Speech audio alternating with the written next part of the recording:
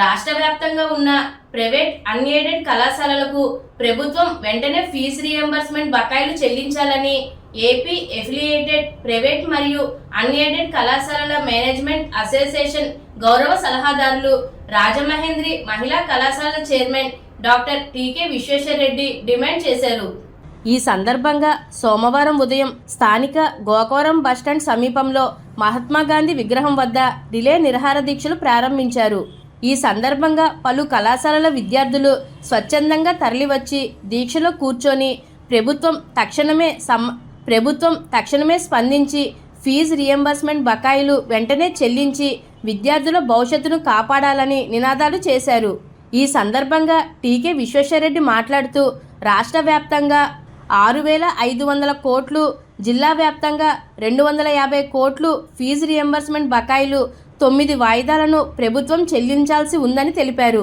అవి చెల్లించలేకపోవడం వల్ల విద్యార్థులకు యూనివర్సిటీ నుంచి డిగ్రీ సర్టిఫికేట్లు మంజూరు కావడం లేదని, ఈ పరిస్థితి వల్ల ఐఏఎస్, ఐపీఎస్కు వెళ్లే విద్యార్థులు ఇతర ఉద్యోగాలకు వెళ్లేవారు తీవ్ర ఇబ్బందులు పడుతున్నారని ఆందోళన వ్యక్తం చేశారు. ఈ దీక్షలో రాజమహేంద్రి మహిళా కళాశాల principal Tetali Satyasoundarya, principal MKS Prasad, AO Ramireddy, Venkat తదితరులు కూర్చున్నారు. ఈ దీక్షా శిబిరానికి పిసిసి రాష్ట్ర ఉపాధ్యక్షులు మార్టిన్ లూథర్, నగర కాంగ్రెస్ అధ్యక్షులు బాలేపల్లి మురళీధర్, డాక్టర్ వడయార్, రాజీవ్ గాంధీ కళాశాల లెక్చరర్ కరుకూరి శైలజ తదితరులు దీక్షలకు సంఘీభావం తెలిపారు. ప్రభుత్వం ఫీజు రీయింబర్స్మెంట్ చెల్లించే వరకు ఉద్యమానికి అండగా ఉంటామని హామీ ఇచ్చారు.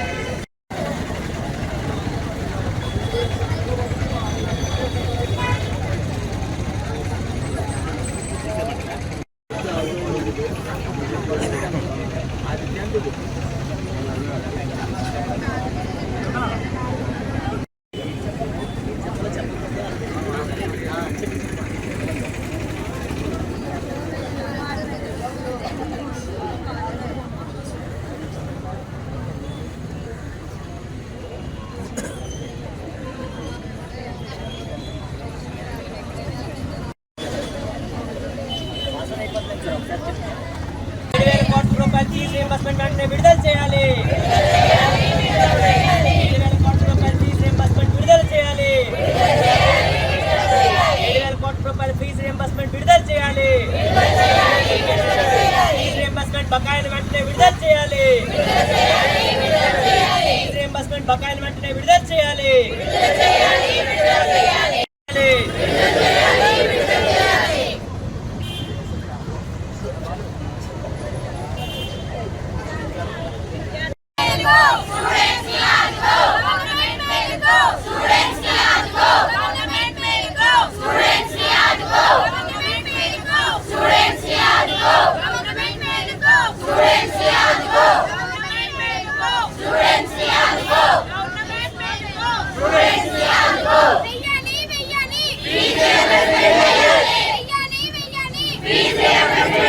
సంవత్సరం కూడా మనం చేస్తూనే ఉన్నాం.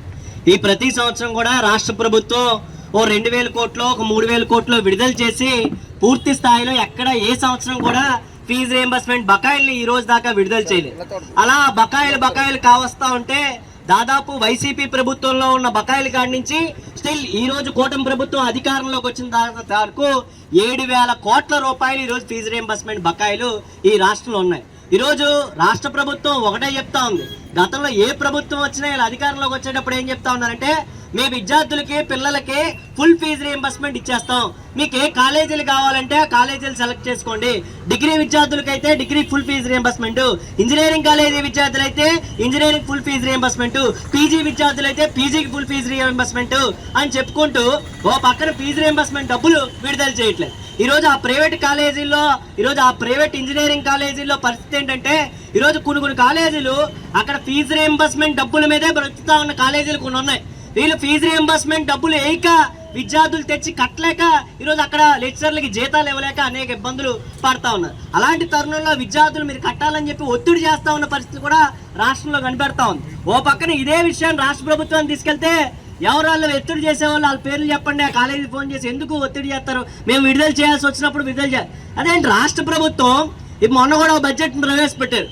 బడ్జెట్లో విద్యాశాఖకి ఎంత కేటాయించారని చెప్పి విద్యార్థి సంఘం మేము అడుగుతా ఉన్నాం. ఈరోజు ఎంత ఫీజు రియంబర్స్మెంట్ బకాయి ఉన్నప్పుడు ఈ రాష్ట్ర ముఖ్యమంత్రి వర్యులు తనయులే ఈ రాష్ట్ర విద్యాశాఖ మంత్రి నారా లోకేష్ గారు. ఈరోజు లోకేష్ గారిని అడుగుతా ఉన్నాం, ఈ 7,000 కోట్ల రూపాయలు కనబడట్లేదా? ఈ 7,000 కోట్ల రూపాయలు ఫీజు రియంబర్స్మెంట్ బకాయిలకి విద్యార్థులు ఇబ్బంది పడతా ఉన్నారు, మేనేజ్మెంట్లు ఇబ్బంది పడతా ఉన్నాయి, ఇది మీకు కంటికి కనబడట్లేదని చెప్పి ఎస్ఎఫ్ఐ విద్యాసంఘం ఒకటి అడుగుతాం. ఈ ఫీజు రియంబర్స్మెంట్ అనేది ఆనాటి కాంగ్రెస్ గవర్నమెంట్లో ఆనాటి ముఖ్యమంత్రి పేదల పాలిట పెన్నిది వైఎస్ రాజశేఖర రెడ్డి గారు ప్రవేశపెట్టారు. ఉంటుందంటే ఈ రకంగా ఈ ప్రభుత్వాలు విద్యా వ్యవస్థలోని విద్యార్థులను మోసగిస్తున్నాయి, విద్యా సంస్థలను మోసగిస్తున్నాయి. వారు ఆ రకంగా ముందుకెళ్తున్నారు. అయితే తమ్ముడు ఇందాక ఒక మాట అంటే నాకు నవ్వొచ్చింది. రేపు అసెంబ్లీ సమావేశాలు జరుగుతూ ఉన్నాయి, అందులో ప్రశ్నించండి. ఎవరు ప్రశ్నిస్తారు తమ్ముడు? ఈ రాష్ట్రంలో ప్రతిపక్షం లేదు, ఉన్న 2 పక్షాలు కూడా ఉమ్మడి అంటూ వాళ్ళని దూరిపోయారు. ఒక జనసేన కానివ్వండి, ఒక బీజేపీ కానివ్వండి. ప్రశ్నించేవాడెవడు? ప్రశ్నించాల్సిన ఆ 11 మంది కూడా బయట ఉంటున్నారు. ఇంకెవడు ప్రశ్నిస్తాడు? పెద్ద పెద్ద కబుర్లు చెప్పి ఆ రోజు ఇవాళ అధికారంలో రావడానికి మాయ కబుర్లు చెప్పిన వాళ్ళందరూ కూడా ఇవాళ ప్రభుత్వం చేస్తున్నటువంటి ఆ కూటమి వాళ్ళు ఆలోచన చేయాలి. అయ్యో మనం ఇన్ని మాయ మాటలు చెప్పాం, సరే మిగతా విషయాలు ఎలాగున్నప్పటికీ కూడా వీళ్ళు విద్యా వ్యవస్థలో వీళ్ళు విద్యార్థులు రేపు వీళ్ళ భవిష్యత్తు పాడైపోతుంది అనే ఆలోచన, ఇంగిత జ్ఞానం వాళ్ళకు ఉండాలి. ఇది మంచి పద్ధతి కాదు. మా నగర కాంగ్రెస్ తరఫున ఈరోజు ఈ దేశంలో కూర్చున్నటువంటి వీరందరికీ కూడా మద్దతు తెలియజేస్తున్నాను. రాబో రోజుల్లో కూడా మీరు దీనిపైన ఈ విషయం పైన ఏదైనా ఉద్యమం తలపెడితే మా కాంగ్రెస్ పార్టీ మేము వెన్నంటూ ఉండి మేము మీకు పూర్తి మద్దతు ఇస్తామని, ప్రభుత్వం కూడా వెంటనే స్పందించి ఈ విద్యార్థులకు సంబంధించినటువంటి ఫీజు రీఎంబర్స్మెంట్ వెంటనే రిలీజ్ చేయాలని ఈ సందర్భంగా తెలియజేసుకుంటూ, ముందుగా ఫీజు రీఎంబర్స్మెంట్ బకాయిలు వెంటనే విడుదల చేయాలని ఈరోజు నిరాహార దీక్ష చేసిన టీకే విశ్వేశ్వరరెడ్డి గారికి మా అసోసియేషన్ తరఫున హృదయపూర్వక నమస్కారాలు, అభినందనలు తెలియజేస్తూ, గతంలో ఫీజు రీఎంబర్స్మెంట్ పథకం చాలా తక్కువ ఇదిగా ఉన్నప్పుడు దాన్ని ఫుల్ ఫీజు రీఎంబర్స్మెంట్గా మార్చడం జరిగింది. అక్కడి నుంచి కూడా ఏ సంవత్సరానికి సంబంధించిన ఫీజు ఆ సంవత్సరం ఇవ్వకపోవడం వల్ల చాలా ఇబ్బందులు తలెత్తి కొన్ని లక్షల కుటుంబాలు ఈ కాలేజీస్ పైన ఆధారపడి, అటు టీచింగ్ ఫ్యాకల్టీ కానివ్వండి, నాన్ టీచింగ్ అవ్వండి, ఎవరైనా సరే అందరూ కూడా ఈ కాలేజీ మీద ఆధారపడి జీవనం సాగిస్తున్నారు. అటువంటి పరిస్థితుల్లో అటు విద్యార్థులకి పూర్తిగా న్యాయం చేయక, అటు ఫ్యాకల్టీ నాన్ టీచింగ్ స్టాఫ్ కూడా న్యాయం చేయక కళాశాల యాజమాన్యాలు కూడా చాలా ఇబ్బందులు ఫేస్ చేస్తున్నాయి. మరి గతంలో యువగలం పాదయాత్రలో లోకేష్ గారు ఫుల్ ఫీజు రియంబర్స్మెంట్ మీకు అందిస్తాం, టైం టు టైం ఇస్తాం, ఏ క్వార్టర్గా క్వార్టర్ ఇస్తామని చెప్పి అనౌన్స్ చేయడం జరిగింది.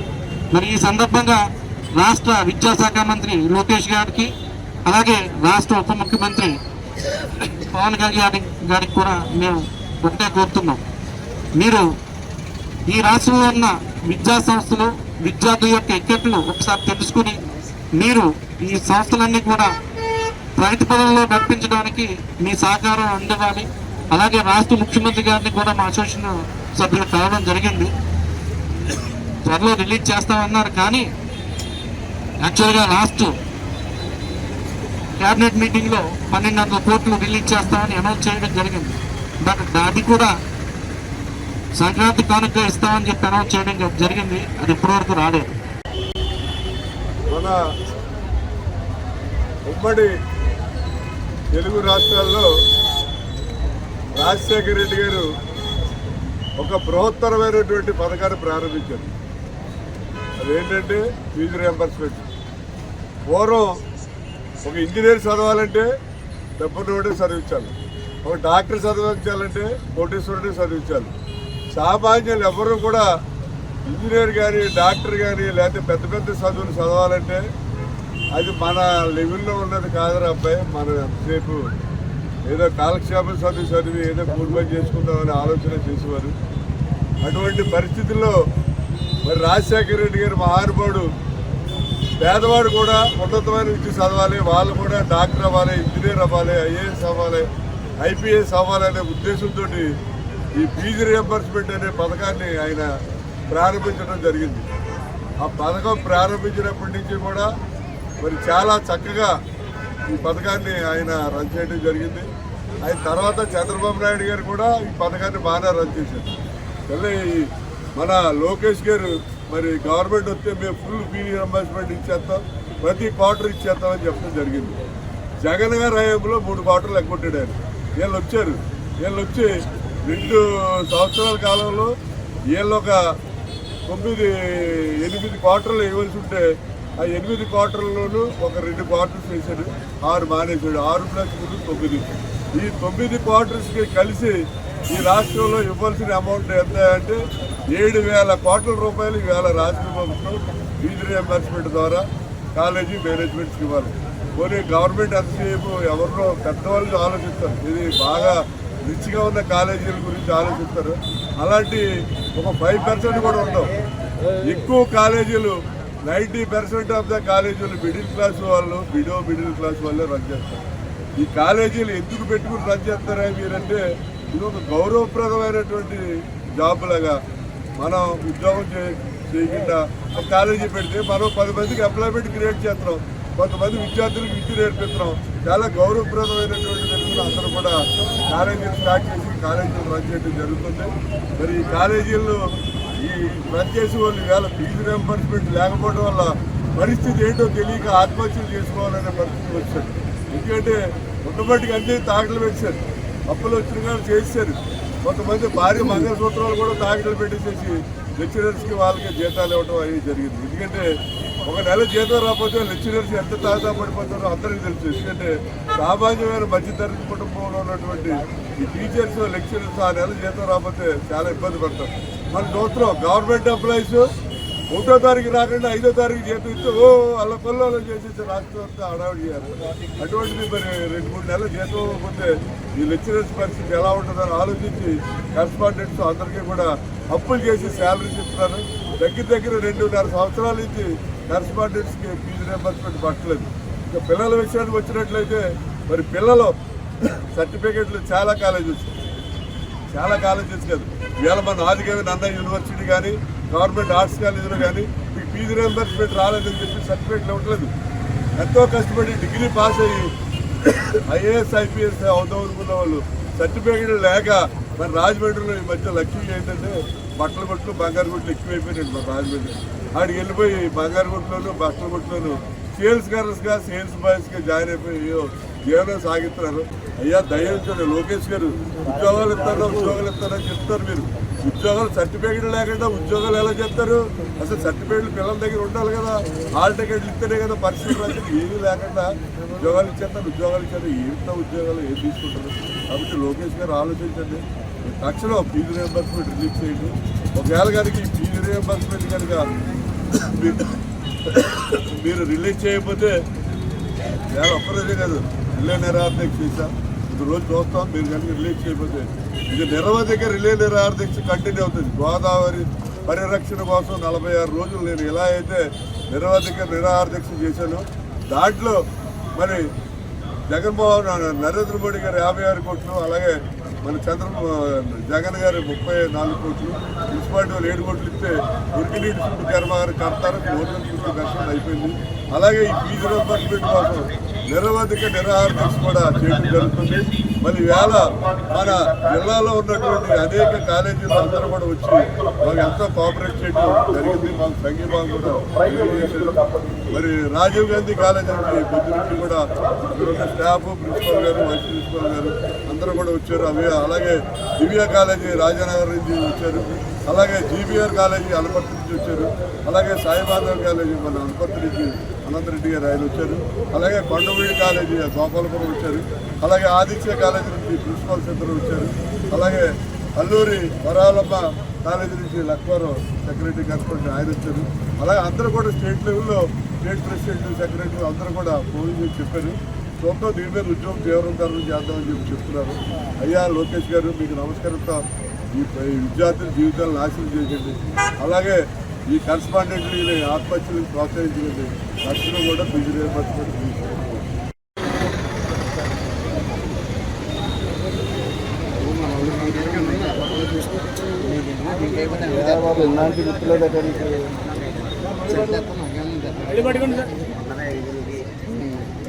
ఓకే. అదే అన్నా సీనియర్ కదా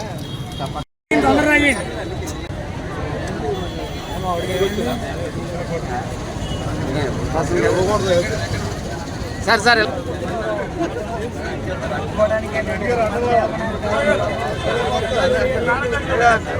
అమ్మా చాలా థ్యాంక్స్ అమ్మా, బాగా కోఆపరేట్ చేశారు. అప్సెట్ చెప్పండి.